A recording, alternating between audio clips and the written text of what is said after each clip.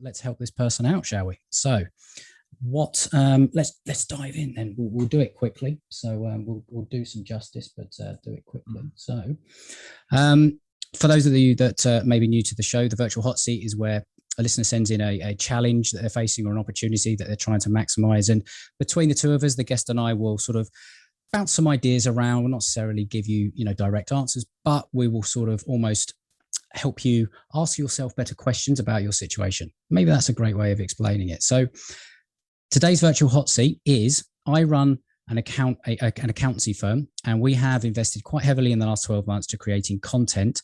And while we've seen a steady increase in website visits, social engagement, we're struggling to turn this into enough leads and ultimately clients that justifies the time and the budget invested.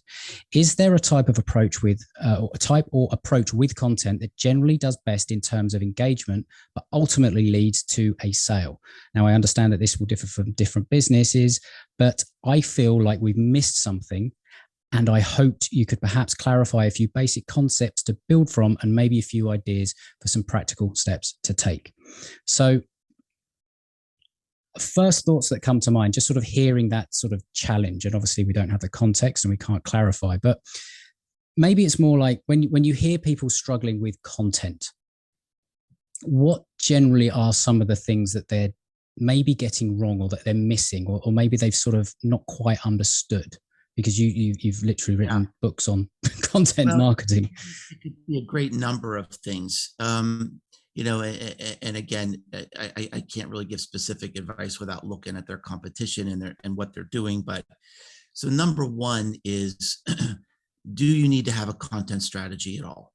I mean, a lot of times I see companies that are creating content because they're afraid not to, because this is the thing to do and this is the buzz. And so they just do it, and they're creating random acts of content because there really isn't a strategy behind it.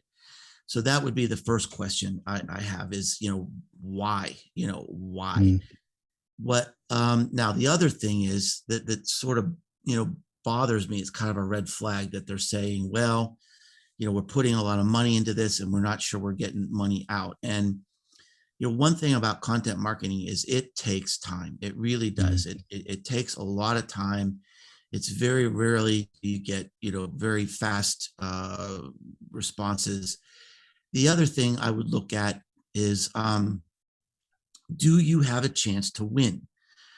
Have you looked at your competitors? And one of the things that I start with my customers is, there's every website has something called a domain authority score. And this is a representation of how Google might see your website on a scale of 0 to 100. And the higher the number, the more traffic you're likely to get from Google. So if your competitors are like a 50 and you're a 10, you're not going to win, right? Now, if your competitors are a 20 and you're a 20, and they're really not doing much content, then you need to keep going. You need to keep going because they're vulnerable. And then the third thing I would look at is, and by the way, that second point is huge because almost nobody even thinks about that. People just start creating content without, sometimes they never even have a hope. Well, the game's stacked against a lot of people, isn't it? It's against them. Companies have their cumulative advantage. Like the people that own SEO, right. They've got it, and they're protected. And they'll never, it's almost impossible to unseat them at that point, right? So, and then the third thing I would look at, and again, I mean, there could be a million different things. Yeah. But the third thing is, are you doing enough to really stand out and win the attention of your customers? It's a very overwhelming world that's so dense with content. And I'll give you an example that I just heard the other day, Adam, that since the pandemic began, the amount of information published on LinkedIn has doubled. Doesn't surprise me. This is a business that's trying to connect with customers, let's say on LinkedIn. Arguably, your job is now twice as hard as it was 12 months ago.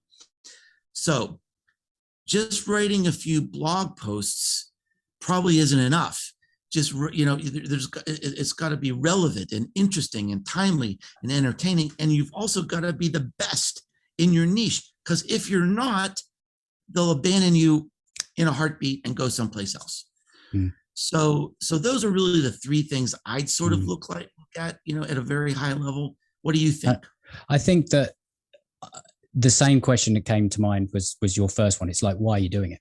Like, are you doing it because somebody's advised you that you need to be doing content marketing, first of all? Because, if somebody's an accountant, an accountancy firm, it is possible, and this is my assumption, that they are working in maybe a specialization, or that they're working in a local area or a regional area or something like that. They could have clients all over, but if you're in that, like, do you even necessarily need that whole content strategy? Because there are much better and more simple ways of reaching your target audience than having to do the content hamster wheel, right? Constantly creating and all the rest of it, because it does, that's what I think a lot of people misunderstand, is that it is a long-term play, and you have to have the discipline and the consistency to do it over and over. You said you've been writing, 600 blog posts every week, never missed a podcast episode in 9 years. Like, that isn't by accident that you now have those accolades. And an example of somebody I had on the show is Pete Matthew. He's a financial advisor here in the UK, and he runs Meaningful Money TV. Yeah, Pete's featured in my book, Known. He's a friend. There you go. Yeah, he's awesome. But he's a great example of somebody that's used content marketing, but he had a bit of a cumulative advantage. He followed his passion. He followed his curiosity and just got in at that point where there wasn't many other financial advisors doing it. So he built that audience. I think so many people are obsessed about building an audience rather than building a business. Yeah. And I think that's what they're thinking about here potentially. I helped a young guy the other day. He was, he works for this company that sells like ladders and sort of like supplies, building supply stuff. And he said, well, I'm really having a trouble trying to figure out how to build my social media community. And I just said, why would someone want to be in a social media community about ladders? I said, have you been out to like visit your customers? He said, no. I said, do you have like delivery trucks delivering your stuff to customers? He said, yes. I said, well, here is your marketing strategy for now. Go to your boss and tell him for the next 2 weeks, you're going to ride along on delivery trucks. And you're going to go and see customers, and you're going to talk to customers, and you're going to see how your products are displayed, how the competitors are displayed, how they're positioned. You want to watch customers who are buying ladders. What are they looking? Do they have coupons? Do they like it because it's a certain color or is made? I said, that's where you got to start, is really learning your product, your customers, their customers, your competitors. It's not with a social media community. So often this is a big problem in marketing. We're into navel gazing. We're just smoking too much of our own exhaust, right? And I love that term. We're too self-important. We think we're just too self-important. It's all about our narrative, the arc of our story, our content, Mark. We've just lost sight of what we're supposed to be doing here, very, very often. Yeah, people talk about telling your story. It's like, honestly, your customers, your clients, they don't care. They care about their life, where they are now. They've got a problem. They want something solved. They want help. They want an outcome. They want a solution. Yeah. If within your marketing, your content, whatever you want to, like you there's the old saying, like, you market the problem, not your product.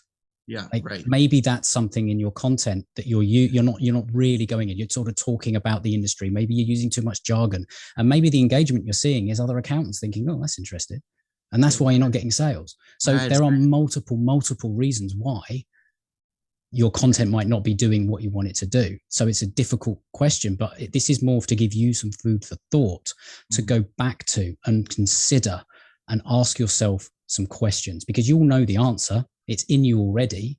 Right. So it's kind of like, would be my guess. Go back and think, Why am I doing this? Is it the right strategy? Do I need a rethink? Is it the right kind of content? Have I really got to know and defined my client, my ideal client? Do I know what it's like to walk around a day in their shoes?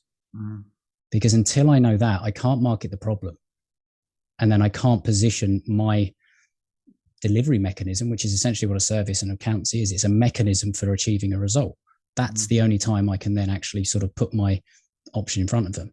And maybe the last thing to think about is, are you making enough offers on your content? Like, are you, calls to action? This is the next step, because whether you're writing an email, whether you're writing a blog post, whether you're doing anything, you're always sort of got to think, right, what is the next step? We all too often try and sell the big thing. You're selling the next step. Like, what's the next step in your content? Don't just think, right, go and buy my stuff. Think next step. What's that next step? An email subject line is the next step is get it opened.